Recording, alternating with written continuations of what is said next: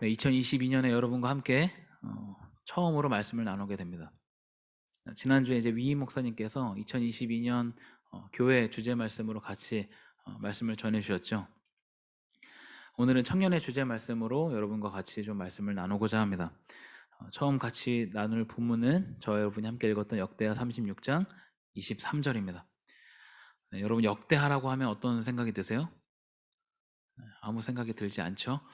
아무래도 조금 들어보긴 했지만 다소 이제 난해한 또 본문이 역대가 아닐까 생각이 됩니다. 역대에 대한 말씀을 이해하려면 먼저 기본적인 배경을 우리가 알 필요가 있습니다. 그 부분을 좀 먼저 여러분에게 말씀을 드리려고 합니다. 구약에서 이야기하는 역사서라는 것은 여호수아부터 에스더까지입니다. 여호수아에서 시작해서 에스더까지를 역사서라고 이야기하는데요. 그 중에서 왕정 시대를 다루는 것이 사무엘상하, 열왕기상하, 역대상하입니다. 사무엘상하는 이스라엘의 마지막 사사였던 사무엘부터 처음 왕이 된 사울, 그리고 다윗에 이어지는 이야기까지를 다루고 있습니다. 그리고 열왕기상하는 세 번째 왕인 솔로몬, 그리고 솔로몬 이후로 남북 왕국이 나뉘어져서 각각 진행된 역사 이야기가 기록이 되어 있죠. 그리고 나서 열왕기하에 이어서 역대상, 역대하가 이어지는데요. 여기는 앞에 이야기가 반복되는 것처럼 보입니다. 왜냐하면 다시 사울, 다윗, 솔로몬, 그리고 왕정시대 이야기가 이어지기 때문입니다. 왜 그런가? 왜 구약에는 이렇게 같은 이야기가 반복될까? 이것은 두 가지 관점에 의해서 기록된 역사가 있기 때문입니다. 아직까지 그렇게 어렵지 않으시죠? 하나가 사무엘상하 그리고 열왕기상하고요. 다른 하나가 역대상하입니다. 이 두 가지는 다른 관점으로 기록이 됐다라는 건데 신약의 복음서도 예수님의 탄생과 생애, 죽음, 부활에 이르는 예수님의 일대기를 다루는데 4권이나 있죠. 그 이유가 뭘까요? 각각 다른 관점에서 그것을 기록하고 있기 때문입니다. 복음서마다 대상으로 삼는 청중이 다르고 전하고자 하는 중심 메시지도 차이가 있습니다. 그래서 조금 비슷해 보이는 내용들이 반복되는 것이죠. 구약의 역사도 두 관점으로 볼 수 있는데요. 사무엘상하와 열왕기상하는 말씀에 순종하는 것과 불순종하는 것의 차이를 그립니다. 말씀에 순종하는가 그렇지 않은가 이것이 그 왕의 결과에 영향을 미친다는 것이죠. 말씀에 순종하면 좋은 왕, 불순종하면 나쁜 왕이라는 관점으로 기록이 되어 있습니다. 그런데 역대상하는 그런 관점이 아니라 포로기한 공동체의 예루살렘 회복에 대한 간절함과 열망이 중점 메시지라고 할 수 있습니다. 한번 따라해 보겠습니다. 포로기한 공동체의 예루살렘 회복에 대한 간절함과 열망. 네, 제가 더 쉽게 쓰고 싶었는데 더 쉽게 쓸 수가 없어가지고 이렇게 썼습니다. 포로기한 공동체의 예루살렘 회복에 대한 간절함과 열망. 여기서 살펴봐야 할 단어는 포로귀환 공동체가 되죠. 제가 이 단어를 설명할 때마다 조금씩 꺼려지는데 왜냐하면 이 포로귀환 공동체를 이야기하려면 이스라엘 역사를 다시 되짚어야 되기 때문입니다. 간단하게 한번 여러분에게 이야기를 해보겠습니다. 한번 잘 기억해 보시면 좋겠는데요. 이스라엘이 하나의 왕국으로 3명의 왕을 지났습니다. 여러분이 잘 아시는 것처럼 사울, 다윗, 솔로몬이죠. 그런데 솔로몬이 하나님 보시기에 바른 삶을 살지 않았고 그래서 솔로몬 이후로 나라가 나뉘게 됩니다. 남쪽 왕국을 남유다, 북왕국을 북이스라엘이라고 합니다. 이때부터 남유다는 솔로몬의 아들 르호보암의 족보로 계속해서 이어져요. 그리고 북왕국은 솔로몬의 신하였던 여로보암부터 새 왕조가 시작이 됩니다. 그런데 이 남왕국은 다윗의 계보가 계속해서 이어지지만 북왕국은 그렇지 않았고 이제 반역에 의해서 계속해서 이 역사가 바뀌게 됩니다. 남유다 20명의 왕, 북이스라엘 19명의 왕이 지나는 동안 다윗과 같이 하나님 마음에 들었다 하는 하나님 마음에 드는 왕은 한 명도 없었습니다. 칭찬을 받은 왕이 남유다에 2명이 있었는데 칭찬을 받은 정도가 끝이었고요. 남북 왕국 모두 다 하나님 보시기에 바람직한 삶을 살지 않았다 라고 결론을 내릴 수 있습니다. 결국 남유다와 북이스라엘 모두 하나님의 심판으로 이방 나라에 의해서 공격을 받게 되죠. 북이스라엘이 먼저 망하고 그리고 시간이 지나서 남한국도 망하게 됩니다. 이때 남유다를 정복한 바벨론 사람들은 남유다 사람들을 바벨론으로 끌고 갑니다. 이 사람들이 바벨론 포로죠. 이때 잡혀간 사람들 중에 네임드는 다니엘, 에스겔 등등이 있습니다. 아시죠? 다니엘과 에스겔 같은 사람들. 이렇게 잡혀간 사람들이, 여러 차례에 의해서 잡혀간 사람들이 바벨론에서 약 70년의 시간을 보내게 됩니다.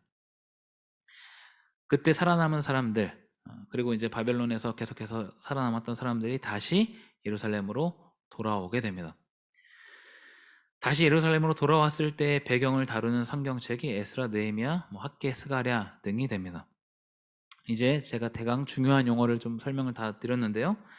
BC 586년에 남유다가 멸망하고 바벨론 포로로 끌려간 사람들을 바벨론 포로, 그리고 그 시기를 포로기라고 이야기합니다.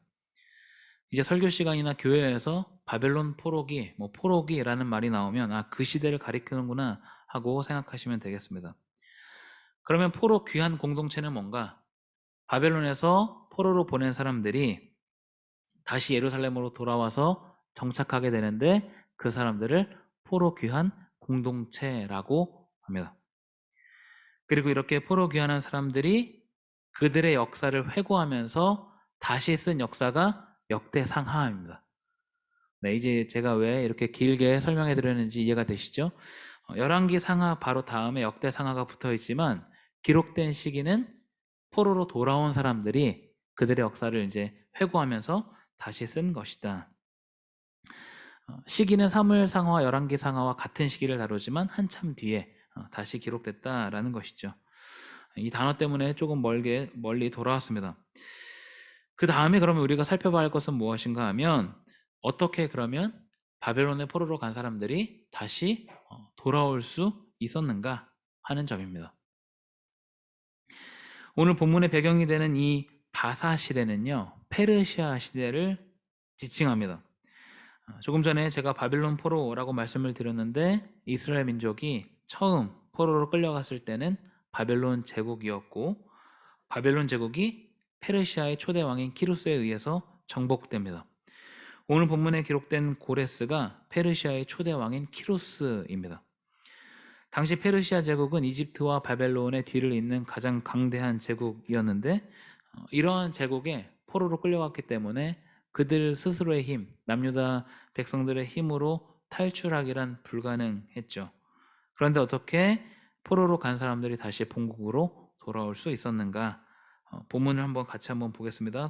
역대하 36장 23절 한 절 전에 있는 22절을 같이 한번 보겠습니다. 같이 한번 읽어볼까요? 같이 읽겠습니다. 바사의 고레스 왕 원년에 여호와께서 예레미야의 입으로 하신 말씀을 이루시려고 여호와께서 바사의 고레스 왕의 마음을 감동시키시매 그가 온 나라에 공포도 하고 조소도 내려 이르되.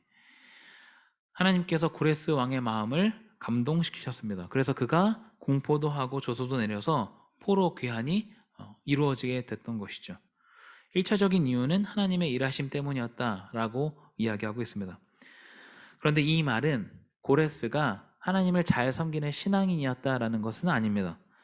고레스는 하나님의 도구로 선택된 것뿐이고 고레스는 제국의 안정화를 위해서 포로 귀환을 시켰을 가능성이 다분히 높습니다. 당시 페르시아 같은 이 대제국은 영토의 변방까지를 직접 다질 수 없었기 때문에 본토인들을 이제 귀환시키고 제국의 안녕을 꾀했던 것이죠. 오늘 본문은 이러한 모든 과정 뒤에 하나님께서 일하고 계신다라는 것을 전달하고 있습니다. 그러면 잠시 우리 포로로 있는 이 이스라엘 민족에게 좀 감정을 이입해 보면 좋겠다 생각이 됩니다. 이 사람들은 이스라엘이라는 나라는 하나님이 지켜주시는 나라고 결코 망하지 않을 것이라고 생각했습니다. 그런데 바벨론에 의해서 결국 망하게 되고 포로로까지 이제 끌려가게 되죠. 바벨론에서 한 해, 두 해를 보내고 대를 이어서 살면서 얼마나 패배감에 사로잡혔을까 한번 생각을 해보게 됩니다.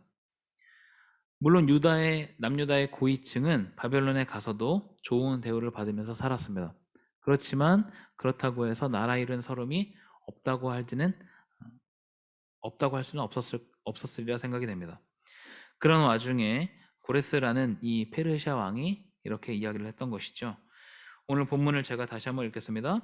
하늘의 신 여호와께서 세상 만국을 내게 주셨고 나에게 명령하여 유다 예루살렘의 성전을 건축하라 하셨나니 너희 중에 그의 백성된 자는 다 올라갈지어다.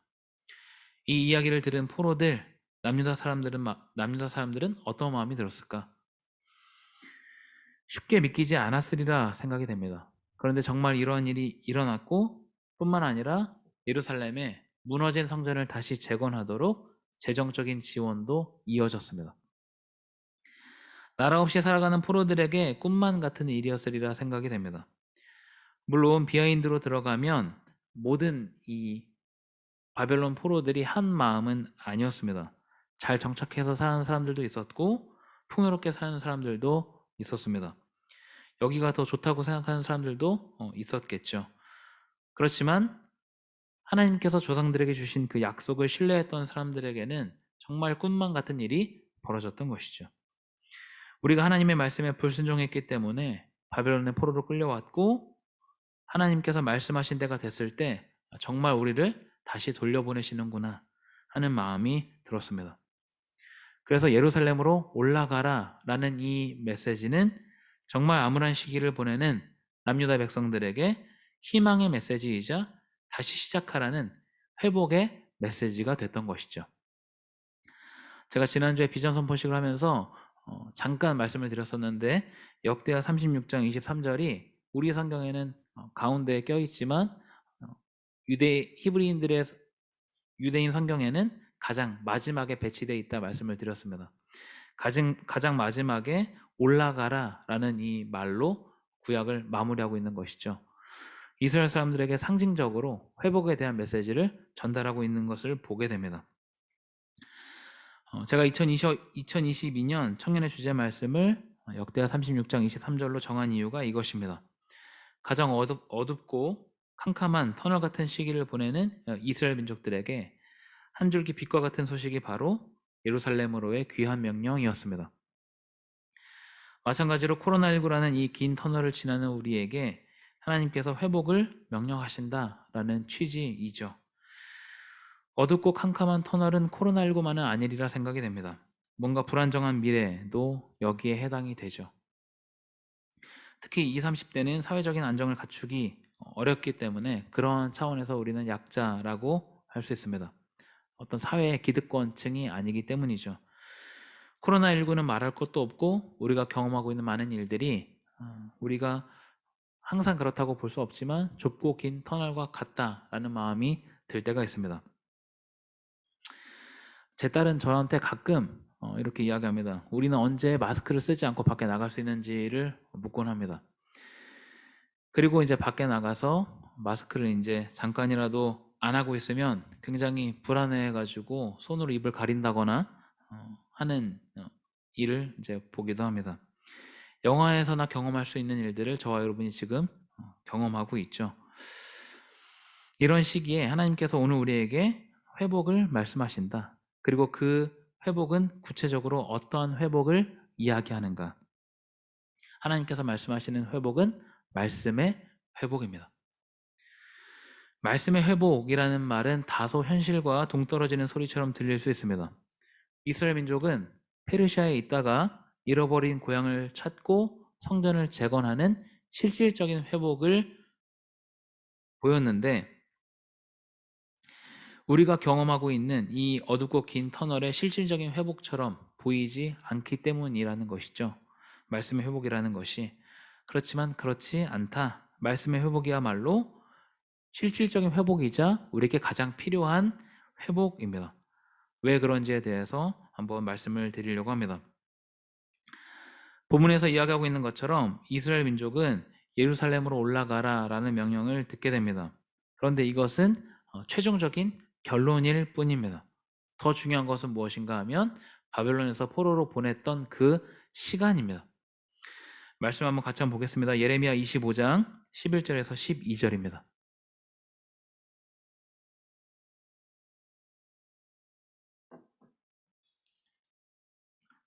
예레미야 25장 11절에서 12절.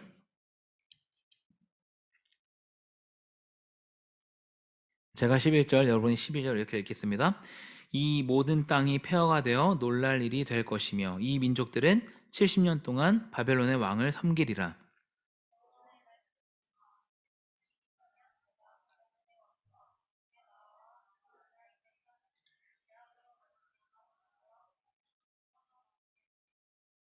하나님께서 예레미야 선지자에게 하신 말씀입니다. 이 민족들이 70년간 바벨론의 왕을 섬길 것이다.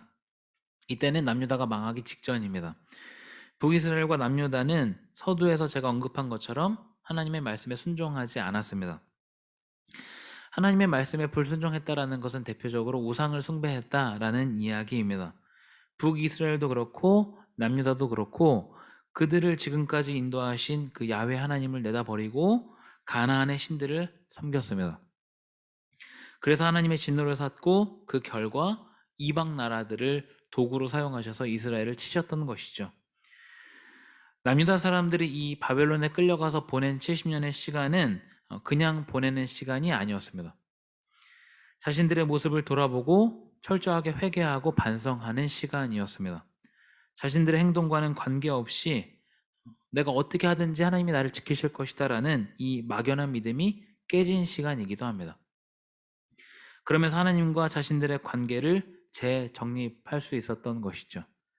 또 예배를 드릴 수 없는 바벨론이라는 이방 땅이 있었기 때문에 상대적으로 율법에 대한 연구가 더 활발하게 일어난 시기이기도 합니다. 말씀을 깊이 연구하고 돌아보면서 자신들의 문제가 있음을 정확하게 짚었고 자신들의 연약함에도 불구하고 하나님께서 언제나 손을 내밀고 계신다는 사실을 발견하게 됩니다. 이 모든 일의 결과가 예루살렘 귀환 명령이라는 것이죠. 정말 하나님께서 약속하신 대로 우리를 다시 예루살렘으로 보내시는구나. 다시 회복을 말씀하시는구나 하는 순간이었습니다. 단순히 바벨론에 있다가 예루살렘으로 다시 온 것, 이것이 본질이 아닙니다.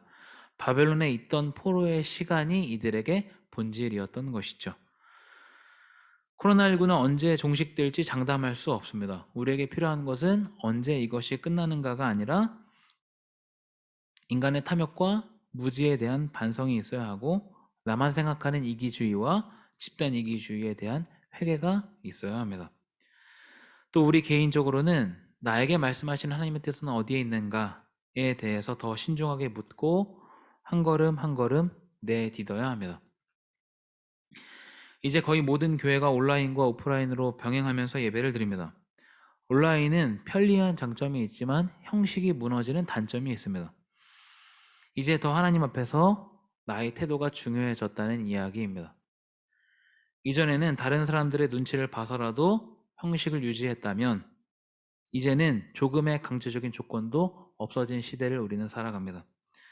그렇기 때문에 더더욱 나의 자세와 태도가 중요한 때가 됐다. 생각해보면 제가 청년의 활동을 하던 때가 더 신앙생활을 하기 좋았다는 생각이 듭니다. 무서운 선배들도 있었고 귀감이 되는 선배들도 있었고 여기저기에 본보기들이 있었습니다. 그런데 모든 것이 온라인으로 대체된다면 공동체의 의미도 퇴색되고요. 당연히 본보기를 찾기는 어려워집니다. 그래서 지금은 신앙생활을 하기 어려운 때이고 더 철저하게 말씀에 집중하는 것이 필요한 때입니다. 바벨론에서 포로로 있던 이 남유다 백성들이 예배를 드릴 수 없어서 예배의식 대신 율법 연구에 집중했던 것과 같이 비대면을 늘 대비해야 하는 우리는 하나님 앞에서 우리의 모습을 스스로 비춰볼 수 있어야 합니다. 하나님께서 나에게 말씀하시는 하나님의 뜻이 어디에 있는가를 알기 위해서는 말씀을 가까이 해야 합니다. 성경을 한 장도 읽지 않고 하나님의 뜻이 어디에 있는가를 묻는 것은 넌센스입니다. 하나님께서는 우리에게 말씀하시는 회복, 그것은 말씀으로의 회복이다. 이제 판을 깔아놨습니다. 여러분은 깔린 판에 동참하시면 됩니다. 이전까지를 우리가 집중하기보다는 앞으로를 내다보고 다시 성경을 읽고 말씀을 묵상하고 예배에 집중하는 것이 필요합니다. 청년회도 이 일을 위해서 적극적으로 뛰어들고 있습니다. 오늘부터 03기들은 신입생 교육을 참여하면 되고 청년들은 말씀 묵상, 성경 공부, 수련회 등에 참여함으로 말씀으로의 회복에 한 발자국씩 더 나아갈 수 있습니다. 이런 기회가 어디 교회나 있지는 않습니다. 있다 해도 자신이 걷어차면 그만입니다. 오늘부터 진행되는 신입생 교육, 오늘 예배 후에 진행되는 리더스데이, 다음 주부터 시작하는 목장 모임, 리더 모임, 이제 곧 있는 겨울 수련회 등등 이런 일들을 준비하면서 그리고 여기에 동참하는 청년들을 보면서 우리는 왜 이렇게까지 해야 하는가에 대해서 생각을 해봤습니다. 누가 알아주는 것도 아니고 상을 주는 것도 아닌데 우리는 왜 이렇게까지 해야 하는가? 결국은 말씀에 대한 중요성 때문이 아닐까 하는 생각, 그런 결론을 내리게 됩니다. 하나님의 말씀이 잘 전달되기 위한 수단인 것이죠.